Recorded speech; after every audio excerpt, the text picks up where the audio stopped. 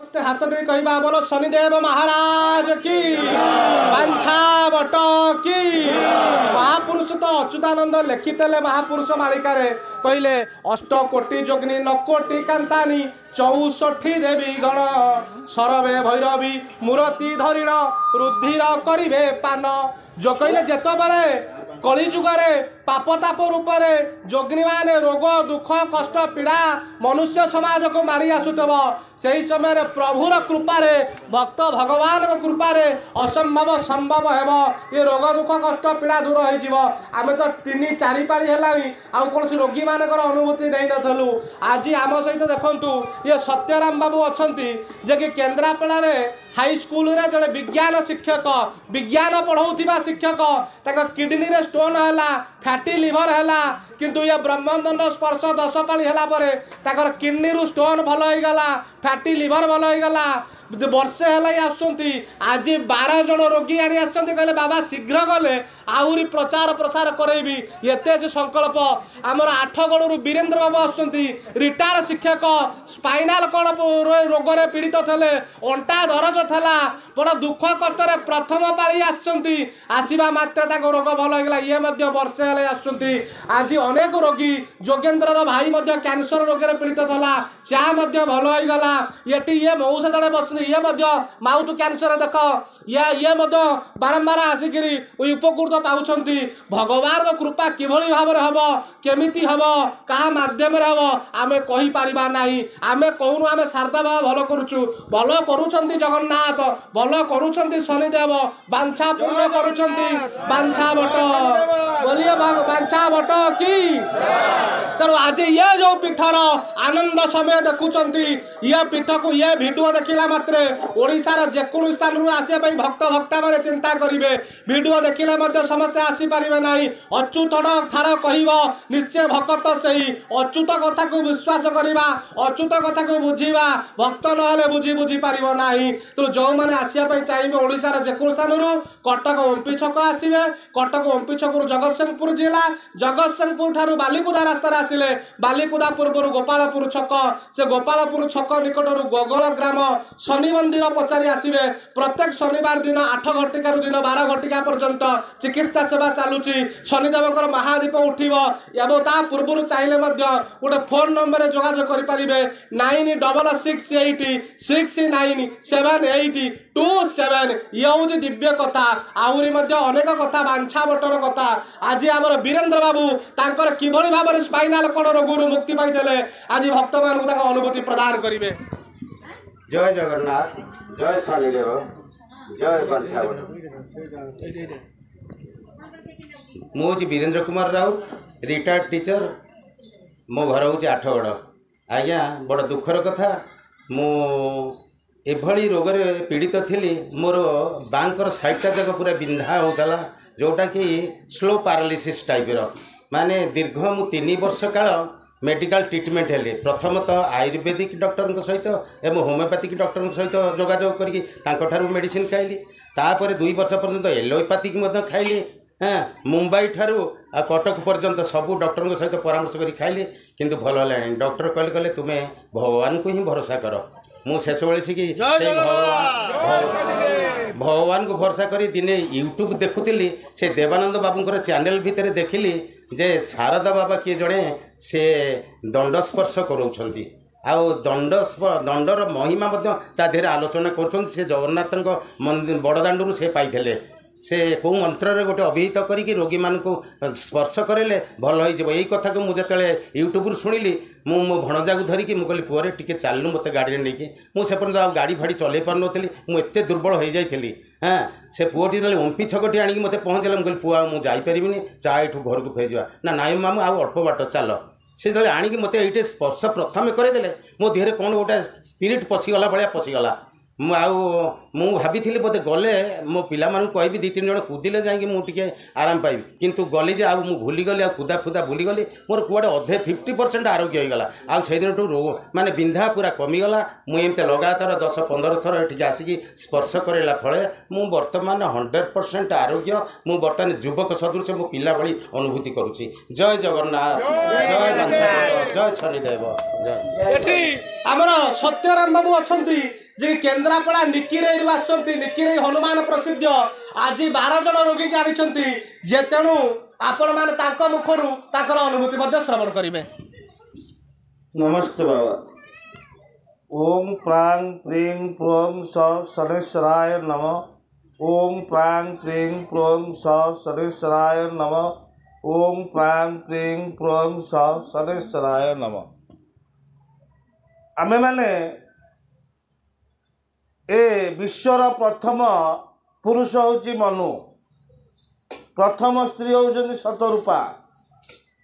मनुको ठारू सृष्टि होइतिबारु मनुकर होइतिबारु आमर ना होउछि मनुष्य। स्य अर्थ रंकर बाणंकर षष्ठी विभक्ति। तेणु मनुको ठारू सृष्टि होइतिबारु मनुकर अंश विशेष होइतिबारु आमे मनुष्य। ना हिंदू ना मुसलमान ना ख्रिस्टियान ना जैन ना बौद्ध ना साई समस्ते से मनुकर मनुष्य मानव व्यक्ति लोक एक एक निराकार। मुझे मु कहबी मु शला माध्यम आसली कहीं मन कर मत गोटे स्पिरिट आनला भाई लगे ये अंचल को प्रथम जिते पहुँचली मत ये अनुष्ठान एमती लगिला वातावरण मैं आत्मविभोर हो पड़ी। जगन्नाथ को देखिली, शनिदेव को देखिली, बाबा सानिध्य लाभ कली, अच्युतानंद बाणी शुणिली। मोर कालक्रमे जो रोग थिला बाबा तो कहते से संपूर्ण भल हो। मोर झीर बाहर आद हो पार ना बड़ भाई झील 32 वर्ष 33 वर्ष है बाबा पाक आसिक जो आस मस भितर निर्बंध सरीगला। किंतु मोर पुतुरा जन आसी तार कौ जगार विभाग हो पारा ना जिते बड़ ज्योतिष देखिले आर विभाग हो पार ना। बाबा कहले आर विभाग 25 हो पार ना। से भाई बड़ भाई बाबा काकुति मिनती कहला बाबा टे उपाय कौन कहतु। बाबा गोटे छोटिया उपाय कहले चांदीर गोटे कौन करने बाबा निर्देश कह से विषय से जौन करी शिव को अर्पण कर प्रस्ताव आसला से दिन फिक्स है 3 दिन बाहर हो गला। से मो पुतुरा आसी से बोह भी आसी कि बाबा कहले 7 दिन आम आमिष खाइबानी आमे पण करवा निरोग नहला पर्यंत आमिष खाइबा। बोलिए भक्त भगवान। बाबा कहले 10 थर पीठ को आसा पड़ो 10 थर नुहे मु बची पर्यंत जिते बड़े मन कह मुझे बाछा बट निकट को पलैबी से शनिदेव पाक पलैबी ए भावना मन में रहू आरोग्य लाभ करी। मु 7 पाली मोर किसी है 10 पाली किसी मोर है हम ना कहीं मन में भक्ति भावर जागृत होना जिते मन में भक्ति भाव एक हो गोटे मिनिट्रे से भल हो गोटे सेकेंड भल हो गोटे मुहूर्त भल हो। तेणु एकाकार करने बारंबार आसा पड़ो। किंतु बाबा कहते प्रथम 7 दिन पाल 10 थर आस मु भल करी ता भितर मन एकाग्रता ना। बारंबार आस बाबा को दर्शन कर आपण मैंने बस देखु ये बरगछ सारा संसार अनेक बरगछ अच्छी जा बसतु ये बस केमती लगे मत सत कथा कहतु। मुक्त आकाश तले बस वर्षा होपण उठीजे तो वर्षा हो फाइना मुझे लिखिदेवी माइक वर्णित पीठ ये। तेणु यार महात्म अच्छी अच्युतानंद आशीर्वाद अच्छी शनिदेव कर्म देवता न्याय देवता दंड देवता एवं जी जो कर्म कर से फल से देवे। तेणु आम जो जीवन में बहुत कुकर्म करचे हे मनुष्य समाज हे मोर भाई भौणी मैंने हे मोर माँ मौसी मान अनुरोध ए पीठ को आसतु जहाँ कुकर्म कर शरणापन्न हूँ शनि भिक्षा मागतु से कुकर्म को हरण करी सुकर्म प्रदान करतु। सम्मुख अच्छा जय जगन्नाथ जगतर नाथ जगन्नाथ शरणापन्न हाँ बाबा आशीर्वाद बाबा नीतिवाणी अनुप्राणित हो आगे चल बाबा महिमा को प्रचार प्रसार कर। बाबा कहना मत हाइलाइट कर बाबा तो हाइलाइट गोटे दिन आम करदे गोटे दिन ना जार भक्ति भाव है आम वीर भाई कहले पड़े जाऊँ अधा बाटू पूरा स्पिरिट आऊँ मु घरे गले बड़ा खाइबी कहीं किसी बड़ा खाइली से भावनाटा से भक्तिटा आसू। भगवान हारी जाऊँ डाक्तर हारी जाऊँ कौन कौच ମୁଁ ପାରିବିନି ଭଗବାନ ଡାକ ଭଗବାନ କିଏ ଭଗବାନ ନଥିଙ୍ଗ ଏଲ୍ସ ଭଗବାନ କେହି ନୁହେଁ ଭଗବାନ ଆମେ ଆମର ପଞ୍ଚ ଇନ୍ଦ୍ରିୟ ପଞ୍ଚ ମହାଭୂତ ଏକ ହେଲେ ଯାଇକି ଆମେ ଭଗବାନ ନିରାକାରଙ୍କ ପାଖରେ ଓଙ୍କାର ସ୍ୱରୂପଙ୍କ ପାଖରେ ପହଞ୍ଚି ପାରିବ ଆମ ମାଡ଼ି ଆମେ ସେତେବେଳେ ଜାଣିବା ଭଗବାନ ପାଖରେ ଠିଆ ହେଲେ ହେବନି ଭଗବାନ ମାଗିବାକୁ ପଡ଼ିବ ହେ ଭଗବାନ ମୋତେ ଏଇଟା ଦିଅ ଭଗବାନ କାନରେ ପକାଇବାକୁ ପଡ଼ିବ ତାହେଲେ ଭଗବାନ ଶୁଣିବେ ଆମେ ତାଳି ଟିପ ଏଇଠି ଅନେକ ଦେଖୁଛି ତାଳି ମାରୁଛୁ ଆମେ ଏଇଭଳି ତାଳି ଏଭଳି କେବେ ମାରିବେ ନାହିଁ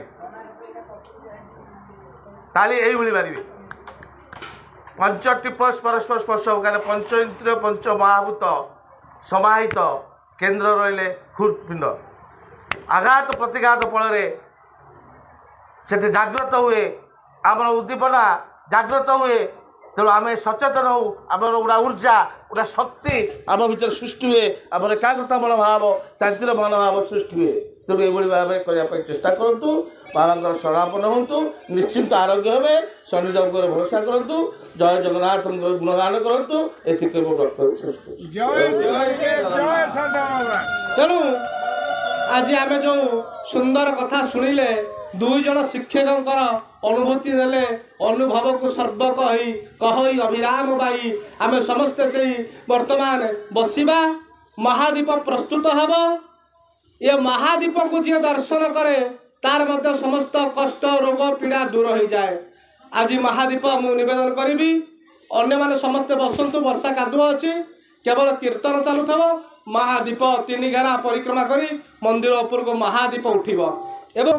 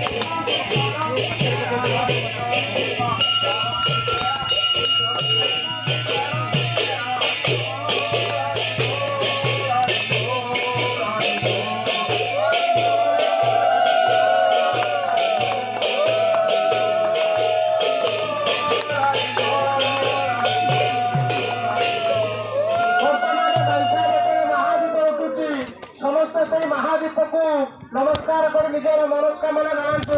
शनिदेवका मंदिर में महादीप उठुची समस्त जहां जो भक्तर मनोकामना आसी महादीप को अर्पण करंतु मंत्र उच्चारण करू शनिकर मो सहित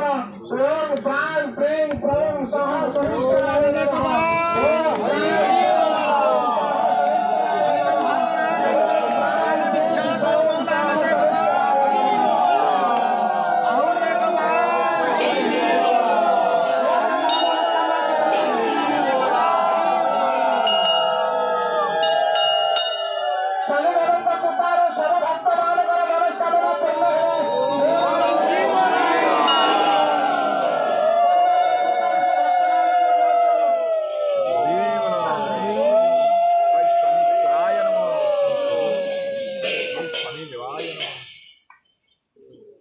सर्वे भवन्तु सुखिनः सर्वे सन्तु निरामयाः सर्वे भद्राणि पश्यन्तु मा कश्चित् दुःखभाग् भवेत् ओम शान्ति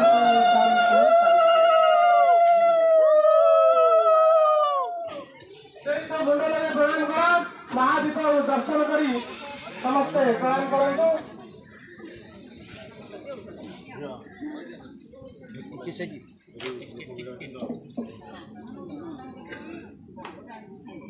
ନାଇଁ